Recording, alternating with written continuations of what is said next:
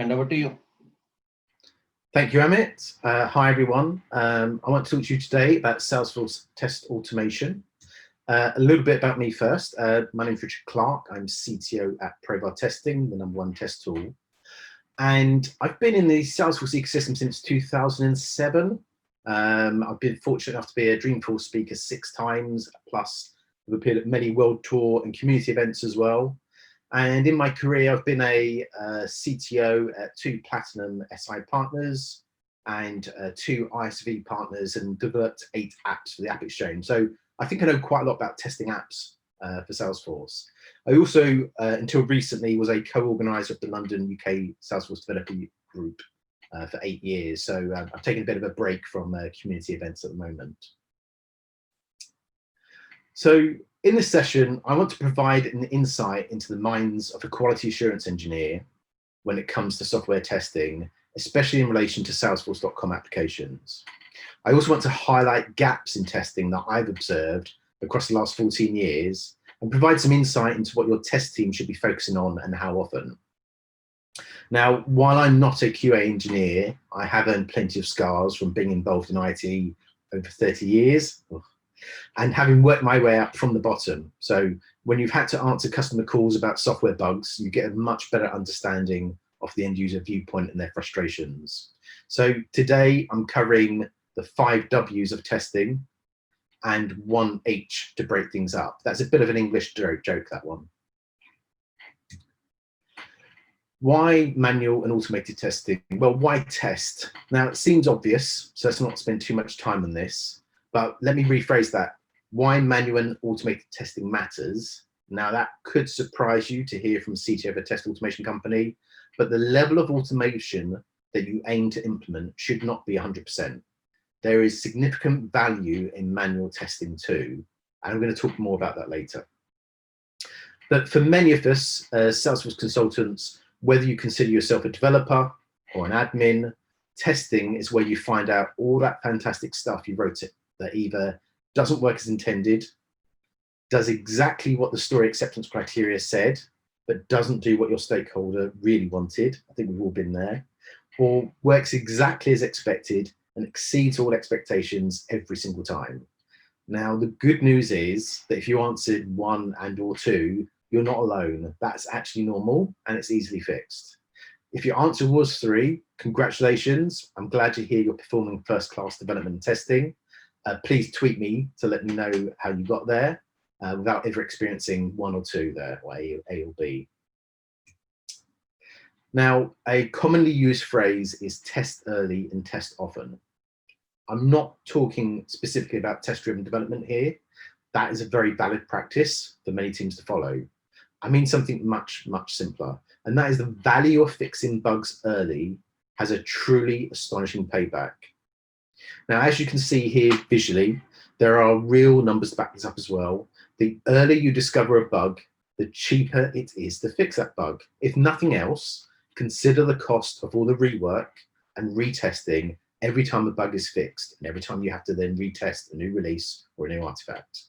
The more people involved along that pipeline, the greater the FTE, full-time equivalent effort, not to mention the risk of introducing a new bug with every change. And the later you get, the more risk. So when to test is easily answered by classical testing models. And which model you follow largely depends on your software delivery methodology. Now, I'm going to assume you're all following some kind of agile process, but this applies equally to waterfall as well. Before we get into sort of different phases of testing, I want to talk about the 4 main events that will trigger, particularly with Salesforce, you to undertake some testing. Firstly, obviously, change management, application lifecycle. Almost every Salesforce org undertakes regular changes to enhance their system in order to take advantage of new features or expand usage to new teams.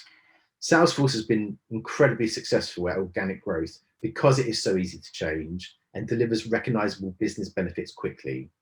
Now, these changes still need to be tested before being applied for production org or being enabled for other users or teams. Even in the case of a report list for your dashboard, you may want to test that before you expose it or publish it to all users. Salesforce also have the 3 releases per year, I'm sure you're all familiar with. And they provide a pre-release and a sandbox preview phase. Now, you get the advantage with sandbox preview of taking advantage of the copy of your org on that release, whereas pre-release, you have a bit more difficulty in testing that, or most customers do. Now, the purpose of those phases is to allow you to find issues before they hit your production org. Use that time wisely. Don't wait until it hits production. Use your sandbox preview window. Now, during release testing, you need to focus on a full regression test first before you implement any changes. I'll talk more about what I mean by a regression test. And you want to repeat that testing after you've enabled any new features or made any changes that are required. For example, consider users impacted in Winter 21 by the change to enforce permissions granted for Apex or enabled methods. I saw a lot of information on Twitter post go live on this one. Now, after enabling those permissions for those users, teams should have undertaken a full regression test to check if there are further changes to make. In addition to spring, summer, and winter releases, Salesforce also deploy weekly patches, and those are to fix known issues. While these rarely, Permageddon, have a negative impact, you may want to make use of that regression test for regulatory compliance or to mitigate business risk over those changes. Consider, for example, if you had previously implemented a workaround for a bug and that was fixed by a patch. It could break your specific org configuration or have unexpected consequences. For example, it might trigger a process to fire more than once. Now, if you experience a known issue, also make sure you go on the Salesforce website for that known issue and you click the "This issue affects me" button so you get notified whenever it's resolved. Quite important. Next, we come to the release update testing, which we used to call critical updates. Salesforce are providing more and more features, both functional and non-functional, through release updates. And you also notice feature flags in other industries or other applications. Now, these let you apply a change, test the impact of that change, and even roll that change back in a convenient mechanism. The changes are normally targeted to be auto-activated in a future date or future release, but you have time to check the impact, more time than the sandbox preview alone.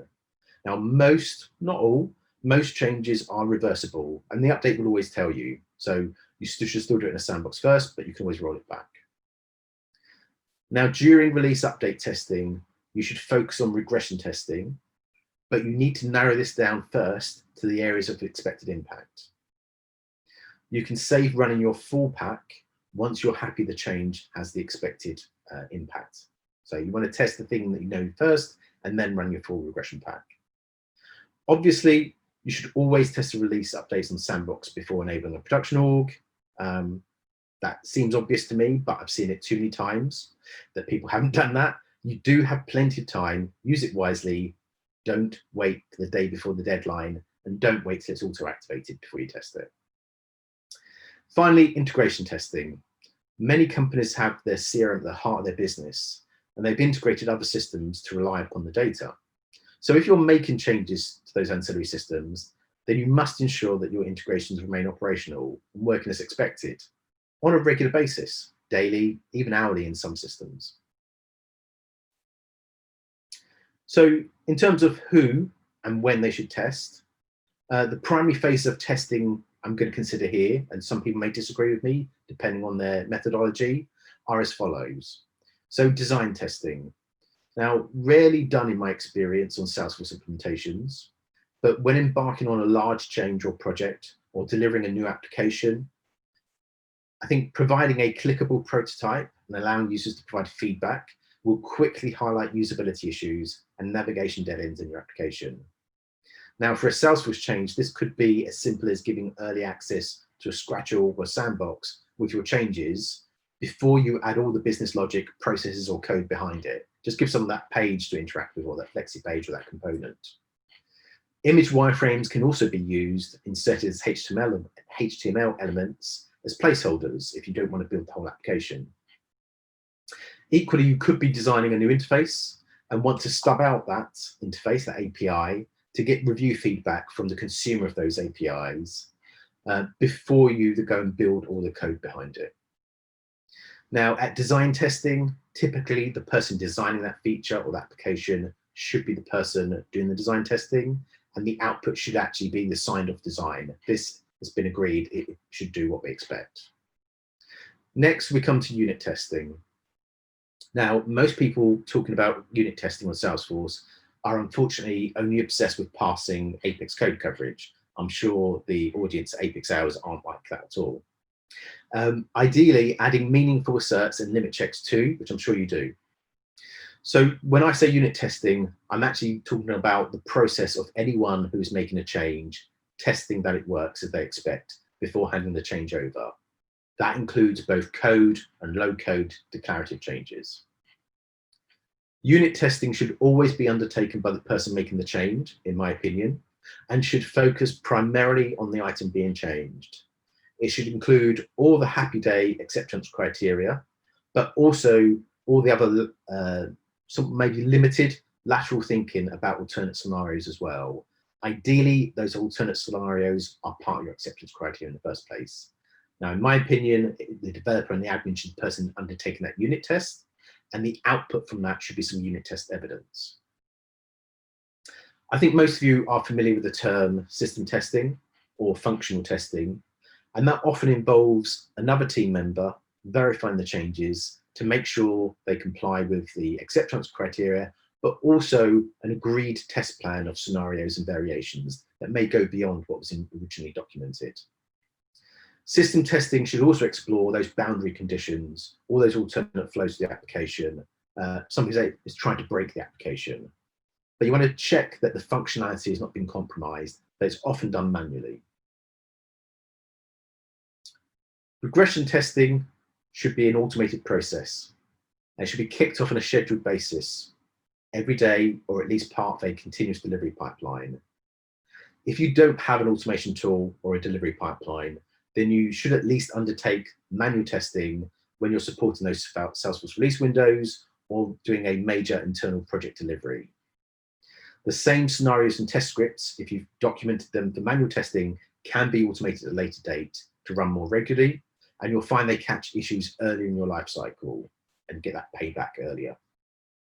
You'll also find that really speeds up your delivery of changes as well. Now, regression is also key for finding unintentional errors or changes in behavior, things you didn't expect. Within system testing, the tester may not experience the error visually, but they may not realize, for example, there's an update to an external system, such as within Oracle or SAP or some other APIs impacted. Many Salesforce implementation teams have come unstuck after implementing a successful rollout of Salesforce because they did not factor in the time to undertake regression testing of phase 1 when they quoted or delivered their phase 2 project.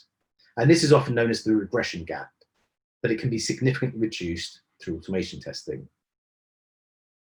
Next, we come on to smoke testing. Now, unfortunately, often used in lieu of a full regression test, smoke testing is used to validate the change has been deployed. Now, this can be manually verified or automated using a subset of your regression tests that focus on key business processes that are under change. Smoke tests can be included in a continuous integration process, but they need to be pared down to ensure they do not slow down your CI process or limit the delivery of changes. Now, user acceptance testing, I've been on projects where the customer has said they don't have the resources to undertake UAT and have just asked for evidence from our own system testing. That's fantastic trust, but there's a whole presentation to give on that subject to avoid that situation, which I'm not going to do today. But I'm going to say user acceptance tests should be done by the product owner or business stakeholder, the person signing off that change. Now, during UAT, both selected users from the business and those product owners should spend a dedicated amount of time and follow scripts, not random testing, follow scripts and undertake some exploratory testing. So yes, we follow scripts, and yes, we time box ourselves and say, what if? How does this work? Can you break it? This should avoid just retesting everything that has already been system tested and regression tested, but they may need to duplicate some of that testing if they have no evidence from those earlier phases. because they will ultimately be committed to signing off the delivery, and if it's through an external agency, paying for it. Now, remember at the start when I pointed out that perfect delivery may deliver everything that has been asked, but doesn't actually do what the business needs? Well, UAT is there to catch those situations because there can be a gap from requirements to delivery normally, and things change. Even if system testing is perfect, which in my opinion is impossible, then UAT should only identify gaps in the original requirements or consequences that may not have been thought of. For example, imagine you implemented a change to auto-populate line items on opportunity, but you didn't give your users an option to delete them all and recreate them when they made an error. If you're creating 100 rows, that's quite a poor user experience you'd want to fix and would catch in UAT. Now, when it comes to where to test, most companies I've worked with are quite mature in this, and the days of not having a sandbox to work in are much more rare unless you're dealing with some of the lower editions. But from Enterprise Edition up, you should be able to follow this minimum setup or a variation of it with more dev sandboxes. If you're using a source-driven approach, then you should be completing your unit testing in a Scratch org for each change before pushing your changes to your repository. You can continue using a new Scratch org for system testing of multiple stories as part of your epic or as part of your sprint validation. Likewise, if you're following a traditional org-driven development model, you'll be using one or more dev sandboxes, and I think common approach is a dev sandbox each, but one or more dev sandboxes to create your changes and then pushing your changes through. I suggest ideally a dev pro sandbox, because there's a subset of test data already provisioned, you've got that large capacity. In both cases, depending on the amount of data you need, you may need to use a larger sandbox to complete your system testing, depending on your application. Now, at the end of your system test, your changes should be ready to be part of a release candidate. Now, whether you manage your releases via source control, Salesforce CLI, change sets, third-party release management tools, or the metadata API, you ultimately have some kind of artifact you want to deploy in order to undertake your regression testing. And that artifact should be moving along these environments. Your regression environment should be as complete as possible. Now, ideally, that should be using a set of integrated staging systems to provide an end-to-end testing environment. At the very least, any integrations should have mocks with known data, with known results in place. Now, regression may uncover issues with the release artifact itself. It could be missed changes from the build. It could be changes not deployed to ancillary systems that it's dependent on, or changes that are incompatible with that org. Maybe someone's done a hot fix in production. Imagine that. Typically, you'd cycle through more than one release candidate. That's not a failure, that's normal. And hence, testing each testing iteration before you're ready to involve the users and training the UAT. Now, for UAT purposes, I recommend you use at least a partial copy sandbox with key data copied from production, though you may want to redact that data using tools like data mask. Anytime you're loading data to any org for testing, then please be careful of data skew and don't load all your data as owned by a single user, especially sysadmin, especially if you have over 10,000 records per object. After you make any final fixes to your deployment artifact and have pushed it to production, you may also want to smoke test that your changes were deployed correctly. For example, that your new flows, your Lightning Flexi pages are activated. Now, we don't normally want to undertake such actions on live data because that could be destructive, use real data records, or create real transactions. So ensure that you have some specific data records used for that purpose that everyone knows about, that avoids outbound interactions or that are transactions that can be cancelled out. Make sure this data can be excluded from your business reports and dashboards, and if necessary, make sure it's deleted afterwards. What to test is really dependent on a number of factors, and that includes things like your business appetite for risk, requirements for regulatory compliance, the quality of solutions being delivered into testing in the first place, and most of all, the phases of testing I've already highlighted. You won't necessarily use them all. But the value you get out of testing and the value you get out of automating some of those tests can easily be measured. I'm going to look at ways you can do that. So by example, I've split the following guidelines into a table in order to indicate my suggested priority of each category of change that may occur against the testing methods we talked about earlier. I've tried to group any changes where the same set of recommendations apply to reduce the size of the table for today. So I'm going to pick some of these up, for example. So if you're adding a new object or a field to an existing object, you really need to test it's been done correctly and has the right, say, maximum field lengths or the right fields on it. That its required fields are on the correct screens. Defaults are set. And you typically do that within unit and system testing. You wouldn't normally have to check things like maximum field length later on. If you've already tested it, then barring a deployment issue, then it should already know it's going to be working when you get to UAT, so it's not as much priority. Another way to interpret this table is a relative level of risk if you don't undertake testing for these types of change at each potential stage or phase. You can interpret that as a risk of incurring rework and a risk to your business in terms of employee or customer churn. Now, for each type of change, I've given my own subjective opinion of how important they are to each stage in the life cycle. This isn't black and white. This is not a Bible. If you're making a change with high business risk, such as an email that is sent to every employee, and that relies on some sensitive data, then you 100% want to test it thoroughly and get some kind of UAT sign-off from the change sponsor before deploying it to production.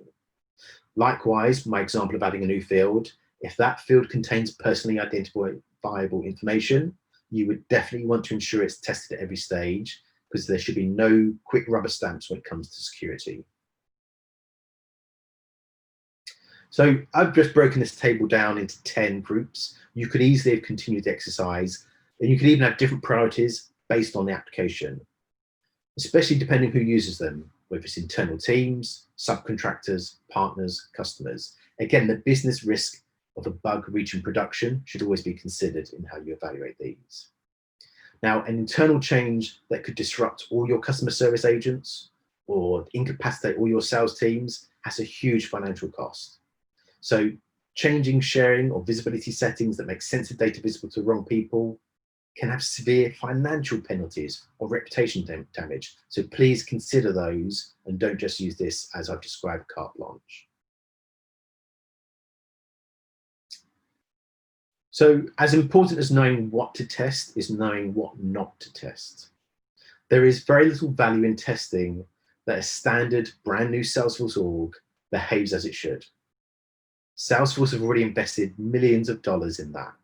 So unless you're required to do that for some regulatory compliance, don't do that. Don't start there. So I want to call out a few items, in my opinion, you should not create tests for. I have seen customers who have added tests for these. And in the majority of cases, you've purchased a subscription for an app that's already tested. You do not normally need to test the following: navigation between tabs and sub-tabs. So unless you're looking to assert that the configuration of a console app and that related objects are sub-tabs or primary tabs, you don't need to test that behavior. You don't need to test the interaction that pressing a tab makes the tab open. You don't need to test Salesforce-related list viewer links. Guess what? They all work, okay? Someone's already tested that. Or even the pagination or the show more. You don't need to test those things. Changing between apps and tabs via the app launcher, you may want to check that an application is visible. I get that. But you do not need to check that clicking the app launcher works and opens and then clicking the more works, or that the search in the app launcher works. Tools like Provar already do the app switching for you. So testing as a UI delivery is already done by Salesforce. List view filtering, paging, sorting. Again, unless you're using this as part of a particular scenario that you need to find a particular record, you can test it, but you don't need to test it. You don't need to provide evidence that you've tested it. Things like utility bar. So recent items, did the item I just click appear in the recent items? You don't need to test that. Is it my history? Don't need to test it. If I add a note and click save, does it save? Unless you've customized, I'm not even sure if you can customize it, but unless you put a trigger on notes, you don't need to test it. Just stick to any quick actions you can create or that you've adapted or customized. And chatter interaction. Unless you have customizations specific that creates a post or adds a like or a comment, you don't need to test all those features that clicking like works that you can unlike. Now that list is far from exhaustive, but I think you get the idea. Focus your efforts first on the areas you're customizing because you will not get any payback testing what Salesforce have already tested. So let's move on to how to test. Here's one example that Canada Drives, a Provar customer, presented at Dreamforce 19. Their focus was, as you can see, on automating their regression suite, capturing new test cases, and ensuring that they had a tool that makes it easy to maintain their test suite and execution plans. They wanted to schedule those execution plans and get their test results output into Slack. And it was important to them to ensure that they can leverage dev sandboxes so they could test as early as possible in that life cycle. Now they succeeded and it led to a huge saving in testing effort. It reduced their costs to test their releases. And as a result, they're now able to release changes twice per week instead of once every 2 weeks. So it's important to have a test strategy in mind and a clear picture of your goals for your testing and your test automation so you can ensure you've met them. Not everyone's strategy will be the same. So let's look at what you can do. So in more general terms, when it comes to how to test, I've grouped the types of testing alongside different types of implementation. And here we can see some suggested tools or approaches. For example, when you're testing a design, you want to show changes to your product owner as early as possible.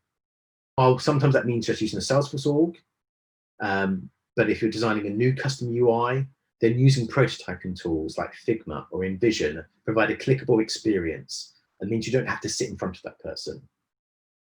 I don't dismiss the use of storyboards as a technique. They're very good at showing linear user experiences, not so good at showing the whole application. It's interesting to note here, when undertaking unit testing, which is often manual for declarative changes, or almost always, then you can also reuse any test automation tools you put in place so you can verify changes early in your development. So don't think of test automation as only happening at regression. We already have a well-defined framework for testing Apex or Lightning Web Components, so use them.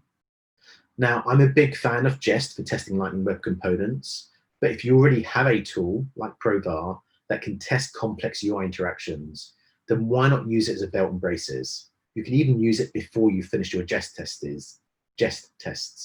If nothing else, your QA team will then have a report of all the things they need to amend in their QA pack at the next stage of testing. For quick fixes or one-offs, manual testing makes sense, especially when you need to deploy a hotfix to production and you don't have any tools needed to automate. When it comes to eventually covering or converting those repeatable manual tests to be automated, consider ways in which you can optimize those tests. So you're no longer reliant on a human being or just UI interaction when you automate. A mistake many teams make is they try and automate a manual test script exactly as it was originally written without identifying smarter ways of doing this. So again, for example, let's say you have a key business process or validation rule that you want to test. You can actually test that very, very easily with simple create and update API calls into Salesforce. And you can run them very fast. You can run them very early in your test cycle. That can be independent from when you check if a field is visible to a certain group of users for each profile, or if the field appears, say, credit check before the scroll on the page. You still want to test those critical items, but the order in which you test things may be different to how you would test them manually, because you haven't got to worry about that repeated effort. And doing that early can save you hours and hours and hours to find any known issues, which you can fix, and then get out a new release artifact. Now, the best automation tools for Salesforce, you can mix both API and UI interactions in the same test case. They also let you create startup and teardown tests, and they can execute those automatically for when a test cycle is started. They can rerun just failed tests.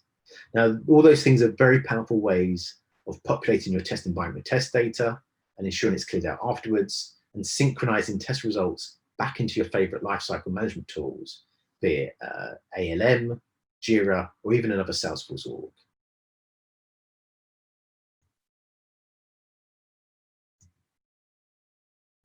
So I'm afraid that's all I have for the video today. Thank you for listening. I hope you found this session useful, and I encourage you to check out other Apex Hours sessions and blogs. If you'd like to know more about Provar, please also visit our website and sign up for a trial. Any questions?